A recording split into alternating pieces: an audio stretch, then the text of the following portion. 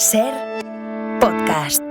Claudio Tolcachir, bienvenido a La Hora Extra, ¿qué tal? Hola, ¿cómo va? Muchas gracias por la invitación. Bueno, gracias a ti por venir, porque teníamos muchas ganas de hablar contigo, porque, te hemos seguido la pista y has estado muy activo en el último año, pero es verdad que después de un parón escribiendo, ahora regresas con un texto tuyo, Los de ahí, que llega el próximo 17 de enero al Teatro María Guerrero, después de pasar en ese breve estreno en Avilés. Es la historia de unos riders que presentas, además, confesando que tienes cierto miedo o cierta tensión por lo que va a pasar después de unos años sin escribir. ¿Cómo estás, lo primero? Bueno, muy entusiasmado, asustado también, nervioso, porque no nervioso porque desconfíe, sino porque uno quiere que todo llegue de la mejor manera, los actores, la escenografía, las luces, pero tengo un equipazo y hay que confiar y tratar de disfrutarlo porque se da muy cada tanto, ¿no? Esto de estrenar un texto tuyo en Madrid, en la Sala de María Guerrero, todo tal cual lo soñabas, tal cual lo querías, así que debería estar tranquilo. Pero hay una cosa bonita en los textos que escribís a veces los autores presentando la obra, que dices que con los años eres más frágil. Sí. ¿Cómo pasa esto? Me siento más frágil. A ver, lo relaciono con la mirada del mundo. Yo creo que uno tiene cierta prepotencia en la juventud de romper muros, digamos, el hecho, creo que de tener hijos o de ver el mundo, cierta reiteración de la violencia, eso me pone más frágil. Me siento más frágil en relación a la vida, más que a la profesión. En la profesión tal vez uno tiene la fragilidad de que uno está entregando algo muy personal, sobre todo cuando uno escribe una obra, lo que está en escena, cada palabra, cada detalle, es algo que salió de tu ser. La fragilidad tal vez de la que yo hablo en el texto de presentación es que me asusta un poco el mundo, me asusta la normalidad con la que tomamos situaciones que no deberían ser normales, que por otro lado entiendo que tenemos que naturalizarlas para vivir, para seguir adelante, ir a trabajar, reírnos, no sé, celebrar la Navidad. Pero estamos rodeados de un dolor y de una violencia que para mí es difícil de gestionar, y pienso que está bien que sea difícil, que no nos tenemos que olvidar. Y creo que el teatro tiene una función en eso, de recordarnos una escala humana, de empatizar con las historias de otros que están viviendo sus vidas, de esa fragilidad creo que hablo. Y es la fragilidad también de estos personajes que son riders, que son personas que copan el espacio urbano desde hace unos años, que están ahí, que son parte ya de lo que vemos, pero es cierto que nos hemos acostumbrado a que estén sin preguntarnos cuál es su situación vital, cuáles son sus derechos laborales, cuál es todo, ¿no? No sé de dónde nace la necesidad de poner el foco en ellos y de mirar a ellos. Mira, te diría que el punto de partida para mí tenía que ver con una imagen que yo he visto aquí en Buenos Aires también, de esa comunidad que se arma en la acera de bicicletas esperando el próximo pedido. A mí siempre me gustaron las comunidades y escribir sobre comunidades, sean familiares, espacios de trabajo. Es algo que me inspira, en el sentido de que tal vez estamos obligados a convivir un tiempo, y yo tengo mi historia, vos la tuya, y mientras esperamos, nos vamos conociendo y vamos creando redes.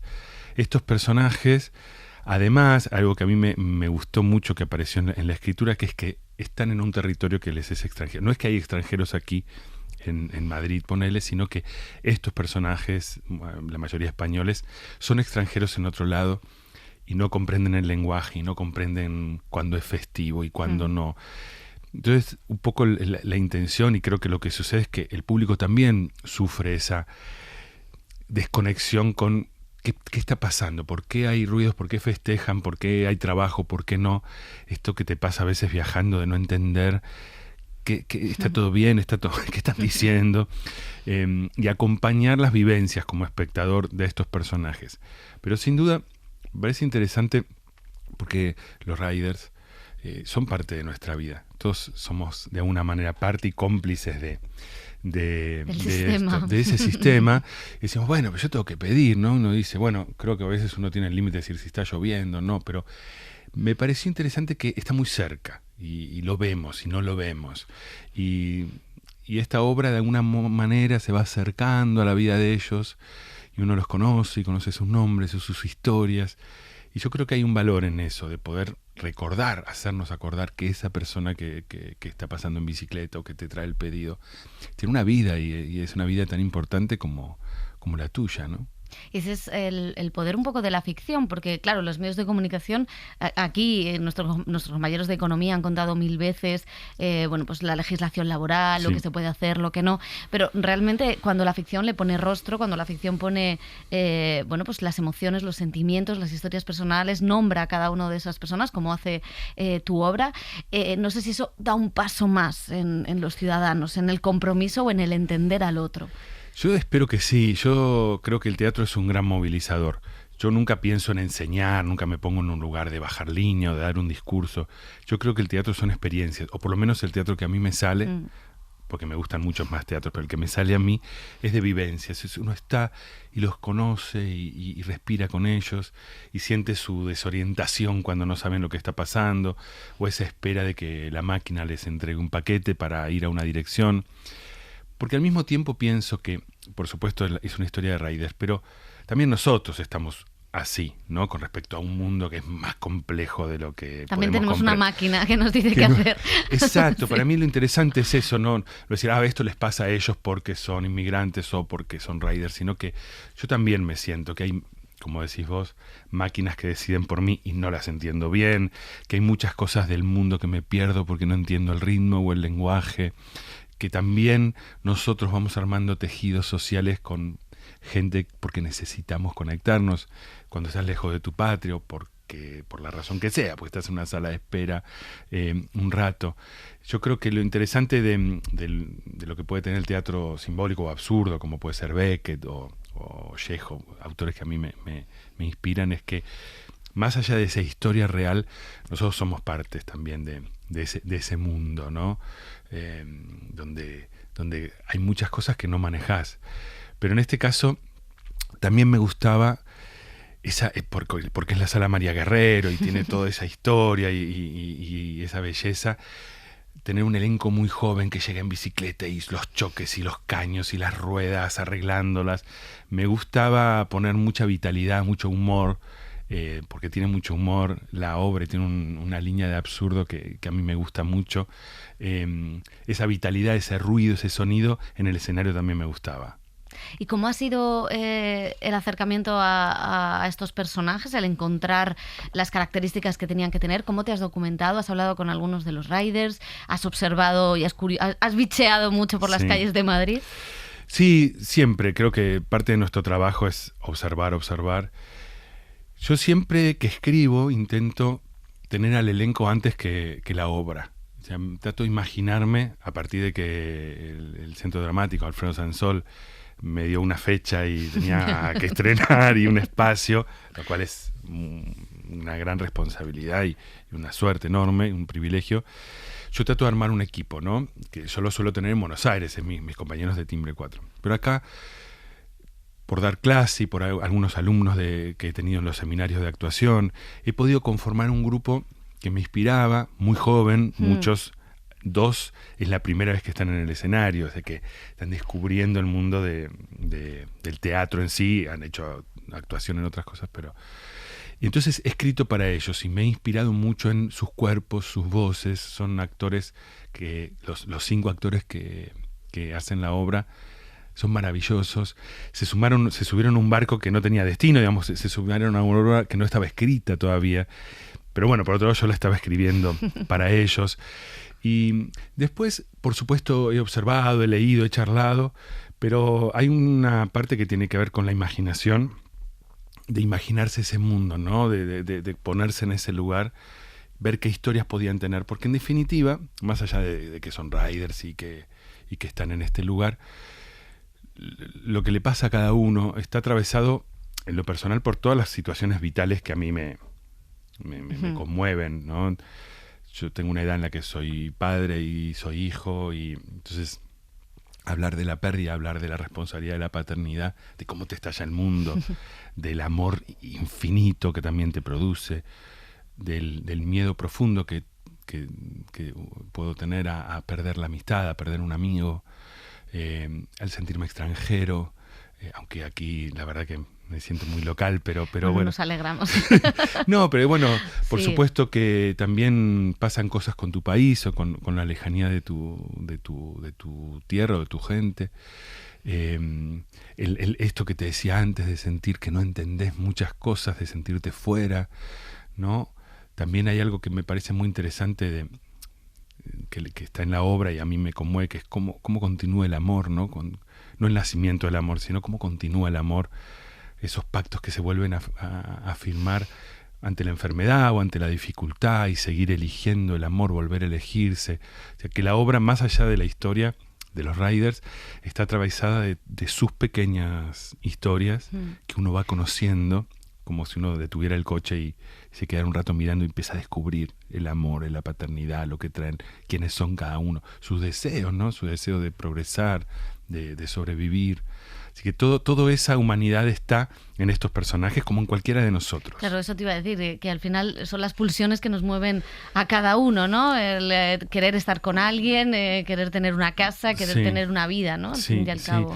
Y a mí me parecía interesante no contar esta historia solo desde la marginalidad que puede ser el rider o el inmigrante, sino que ellos tienen, como vos, deseo de amar, como vos, deseo de progresar, o miedo a perder, o nostalgia, o mucho sentido del humor. O sea que eso que sentimos que es tan lejano, de pronto nos podemos parecer. Somos muy similares en nuestros miedos y en nuestros deseos. Hablabas de meter las bicicletas en el María Guerrero. Quería preguntarte por las decisiones de escenografía, porque claro, el retrato de los riders, que es, como decías, están en la calle esperando, esa calle donde a veces hace 40 grados si es agosto en Madrid, o cae una nevada como pasó en Filomena, ¿no? Sí. Que recuerdo que en las redes sociales era de quién es el cabrón que está pidiendo ahora mismo un rider, ¿no?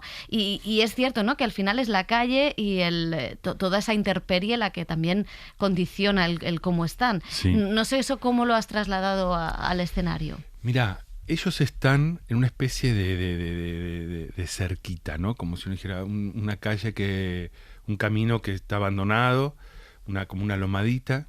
Es como un recorte un poco realista en medio de esa sala, donde está puesta la máquina, una máquina un poco absurda con la que ellos se comunican con la que ellos en realidad no se pueden comunicar. Ellos no tienen manera de decirle me pasa, no, se me rompió la bicicleta, lo que sea. Es direccional. Es direccional. Total. La cosa es direccional. Así que ese lugar de espera en el que se trepan, porque además tengo actores muy ágiles, entonces se trepan a 3 metros y bajan. Y mientras están esperando cada entrega, es como un recortecito de realidad. Es verdad que hay mucha gente que me decía leerla, sobre todo. Después al verla, no, como que le resultaba un poco futurista, ¿no? Yo decía, bueno, yo no, yo creo que ya está, que es acá.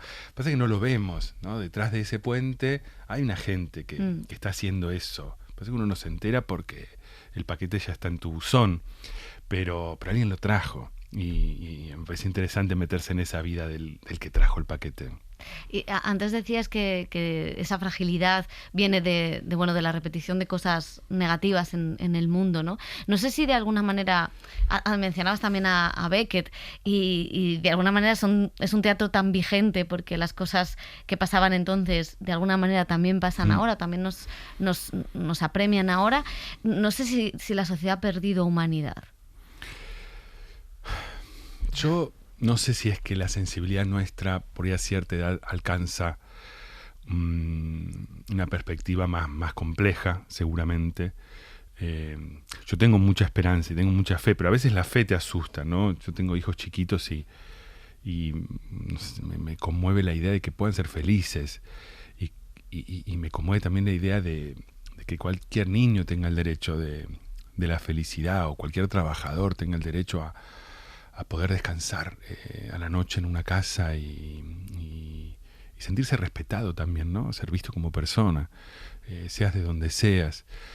Y en ese sentido creo que la violencia y la crueldad, evidentemente, si uno mira distintas instancias de la historia del mundo, siempre existió. Lo que yo siento es que, tal vez por lo que está pasando en mi país o por lo que veo en el mundo, es como cierta indiferencia. Ya, ni siquiera apunto a los que generan esa violencia. Digo, creo que como sociedad de golpe nos volvemos indiferentes o sentimos que no es nuestra responsabilidad o que no tenemos nada para hacer. Y ahí yo creo que es más peligroso porque la indiferencia como que lo justifica todo. Decimos, bueno, también tampoco entramos todos en este país. O decimos, bueno, esta persona, ¿por qué se subió a esa lancha? O por, no sé, creo que perdemos esa escala humana que creo que sí el teatro tiene un sentido de decir, mostrar otras vidas o la ficción, como decís mejor vos que yo, la ficción en general, un libro, conectarte con otras vidas y entender que tu vida no es la única opción, ¿no? Y que todas son valiosas y posibles, y romper prejuicios y ofrecer otro punto de vista.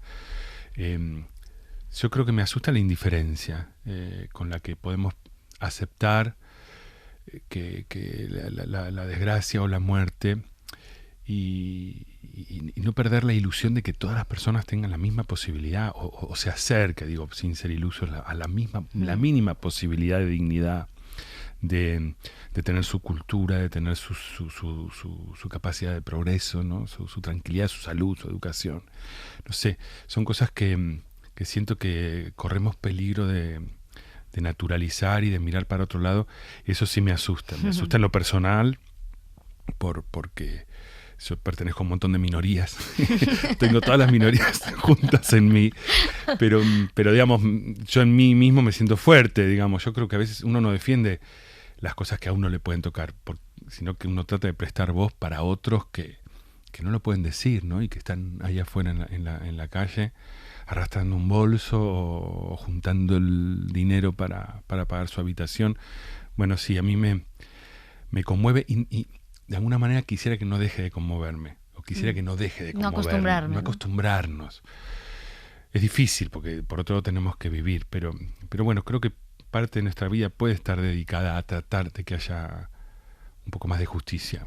Y señalabas la labor del teatro, de la ficción, pero no sé si se ha vuelto más complaciente y cada vez mira menos el arte a los demás. Quiero decir que al final es una dinámica de la sociedad, todos nos volvemos más inmunes a lo que pasa o más a nuestra bola, por decirlo de una manera más coloquial. Y no sé si el arte también peligra que el arte se olvide de esa función que tiene. Puede ser, es interesante lo que decís. Yo creo que igual uno no tiene la obligación, no tiene obligación de hablar de determinadas cosas. Creo que uno, en esta obra, por ejemplo, de mí nace porque yo estoy con todo esto a flor de piel, porque miro a mis hijos, porque miro el mundo, porque mi país está sufriendo una catástrofe tremenda. Entonces tal vez yo estoy muy, muy sensibilizado. Creo que uno habla de lo que puede y de lo que le conmueve. Además que es muy difícil porque digamos, hubo periodos donde el teatro, ponerle, fue muy pedagógico, ¿no? O muy discursivo. A mí no es algo que me fascine. Sí, yo creo que si uno es capaz de lograr que el público haya entrado un poco en un universo que no es el propio, haberlo entendido, haberse sentido parte, o yo como espectador poder empatizar con alguien que tiene otra vida y sin embargo sentir algo de lo que puede sentir esa persona. Creo que ahí tenemos un gran logro, ¿no? Y si salís a la calle luego y ves un rider y decís, ¿quién será? ¿O a dónde irá? ¿O qué le pasará? Ahí yo creo que es algo interesante. Pero no lo pienso como una obligación. Yo creo que uno escribe lo que le está vibrando en el cuerpo y que hay que darse esa libertad. Sí, absolutamente coincido con lo que decís, que si tenemos la posibilidad de sensibilizar o de poner el ojo en aquello que tal vez no nos dan ganas de pensar o nos agobia o nos da pereza, pero sin embargo es importante, creo que está bueno. Oye, y mientras estrenas los de ahí, ¿también vas a seguir con Rabia? Sí. ¿Cómo lo vas a hacer? Bueno, sí, se me juntó un poco el ganado, porque ahora mismo de aquí me voy a ensayar Camino a la Meca con Lola Herrera, Natalia Dicenta y Carlos Olloa, que estrenamos luego, que también es una obra maravillosa. Y sigo las funciones de Rabia, en la que actúo en el Teatro Bellas Artes, que es un monólogo basado en una novela de Sergio Vicio, que está buenísima, que es un thriller, que que también habla de ciertas cuestiones de clase social, porque es un personaje que para esconderse luego de hacer un asesinato, digamos, o sea que eso está bastante criticable, se esconde en el último piso de una mansión donde trabaja su novia, donde vive solo un matrimonio y la empleada, que es su novia, pero nadie sabe que se esconde ahí. Y permanece un día, permanece 2 días, se queda una semana, pues no tiene dónde esconderse, pero luego ya empieza a aprender a vivir a escondidas, ¿no? Ir al baño, a bajar a la noche, a robar un pedazo de comida y a vivir en el silencio, en la oscuridad. Y se queda, y se queda, y se queda, y la novela es maravillosa. Y es muy hermoso contar ese cuento porque el personaje, además de la situación thriller, que además asiste a que su novia, que no sabe nada de él, aunque él la ve, empieza a hablar también con otros hombres o sufre situaciones en las que él necesita participar para defenderla. Se hace amigo de una rata. Bueno, pasan muchas cosas. Así que es muy hermoso hacer esa obra. Y también a mí me sirvió porque fue la vuelta a poner el cuerpo en el escenario. Y yo creo que fue un escalón anterior a volver a escribir, pasar por el cuerpo, por la mirada, todas esas imágenes. Y también vas a dirigir a Imanol Arias y a Mercedes Morán. Sí, eso lo estrenamos el año pasado en Buenos Aires, se llama Mejor no decirlo, que es una comedia francesa de Salomé Lelouch, y ellos dos están divinos. Es muy placentero verlos jugar.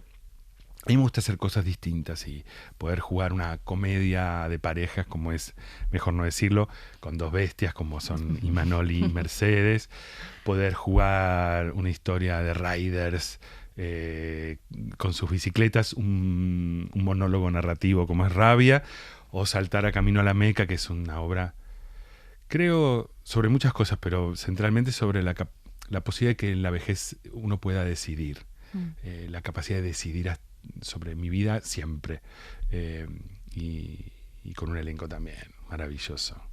Oye, hablábamos al principio de ese momento vital, de esa fragilidad, de esa necesidad de escribir y de repensar cosas que no entendemos del mundo, que pasan en el mundo y no entendemos. No sé si en este momento también vital has mirado hacia atrás y has reflexionado, pues no sé, también cómo ha ido cambiando tu relación con el teatro, cómo ha ido cambiando tu relación con la dramaturgia, con la escritura, tu relación en general con el arte. Sí. Sobre todo cuando uno atraviesa un proceso de escritura que, digamos, a mí cualquier obra yo la siento propia, ¿no? Mejor no decirlo, Camino a la Meca, Rabia, que decir, yo agarro un texto de otro y al dirigirlo intento que se impregne lo más posible de mi gusto, de mis decisiones. Pero bueno, tal vez ese momento que yo sé que es un privilegio, que Sansol te dice, bueno, tenés para estrenar el 15 de enero, hace 3 años que lo sé. Bueno, hay una pregunta que no todo el mundo puede hacerse, por eso digo que sé que es un privilegio, que es ¿qué quiero hacer? ¿Qué tengo ganas de hacer? Entonces, yo solo quise ser actor, solo quise hacer teatro desde siempre, no tuve otra vocación. Pero es verdad, supongo que en todos los trabajos pasará que luego se va llenando de ruidos, ¿no? De perturbación, el teatro, los problemas, las ambiciones. Pero yo por lo menos sé que no puedo trabajar si estoy contaminado por esos ruidos y necesito como descender a un fondo de qué quiero hablar. Sin preocuparme si ya se hizo, si no se hizo, si es vendible, si es festivalero, si es comercial. Solo puedo hacer lo que nace en ese momento. Y esa honestidad, por suerte, cuesta mucho trabajo, por eso tardé 7 años, supongo, en volver a escribir, pero cuando la encontrás, se vuelve muy, muy potente. Entonces, quiero decir, miro para atrás y trato de recordar los impulsos más fuertes que tuve, como empezar a escribir o empezar a actuar, crear un teatro, crear una escuela, crear un grupo. Siempre nacieron de una profunda necesidad, muy pura, como sin especulación. Y cuando vuelvo a conectar, digo, esta es una obra, digo, honestamente, no tiene especulación más que decir, esto es lo que quiero hacer. Este mundo quiero ver, quiero estos actores, quiero hablar de este tema, quiero este humor y este patetismo y esta dinámica. Entonces, cada tanto se puede volver uno a conectar con ese deseo puro. Después, el teatro es un lugar sano, quiero decir, uno puede elegir con qué cosas se engancha. Yo no dejo de conmoverme por los actores que me encantan y el miedo que tienen, las ganas de trabajar. Digo, al mismo tiempo estoy trabajando, como te decía, con 2 actores que pisan el escenario por primera vez y con Lola Herrera junto. Y todo es conmovedor porque ves a los chicos que salían del estreno. Ellos no tienen ese nervio porque están antes, o sea, no tienen esa contaminación. Salían y saltaban atrás de la excitación que les daba el chute de energía del público. Y después ves a Lola conmovida porque encontramos un texto que le dan ganas y que quiere ya estar ensayando y ya estar estudiando porque no quiere detenerse. Bueno, son 2 puntas que a mí no dejan de conmoverme. Y Juan Gómez Cornejo, que es el iluminador con el que yo quiero vivir, lo veía ayer en el teatro mirando para un texto que yo escribí, prestando su arte, o Sandra Vicente en el sonido, el diseño del sonido. No sé, me conmueve porque en definitiva, también, por ejemplo, ensayando esta obra en el Centro Dramático, que van pasando de pronto utileros, es mucha gente. Era muy lindo porque todos miraban y disfrutaban de la obra y disfrutaban de los actores, se reían, aportaban cosas. Creo que yo elegí el teatro porque intuí que me podía salvar la vida. Yo era muy tímido y me costaba mucho el mundo en general. Y adentro del teatro hay ciertas reglas que para mí son muy bellas, en el que todos somos importantes, todos somos diferentes. Es verdad que hay ciertas cosas externas, ¿no? Como uno dice, bueno, alguien se sienta y dice, bueno, esta obra es buena, ¿no? Todo eso es otra parte del teatro que por ahí es menos compartida, menos grupal. A mí lo que me fascina del teatro es que es grupal y que tiene que ver con aprovechar lo mejor que vos tenés, corregir lo que todavía puede mejorar, descubrir cosas juntos. Es todo lo contrario a este mundo aislado y separado que tanto nos asusta. El teatro nos necesita juntos, nos necesita sanos, y si estamos enfermitos nos puede acompañar, nos ayuda a crecer, nos conmueve, nos enfrenta a desafíos. El teatro adentro, digamos, por lo menos como yo lo vivo en las clases o en los ensayos, es un lugar donde como persona creces. Qué bonito. Pues vamos a dejarlo así, porque ha sido un final maravilloso bueno. con esta definición tan bonita del teatro en esta sociedad un poco oscura en la que vivimos. Claudio, muchísimas gracias, que vaya muy bien. Gracias, fue un placer. Un placer. Para no perderte ningún episodio, síguenos en la aplicación o la web de la SER, Podium Podcast o tu plataforma de audio favorita.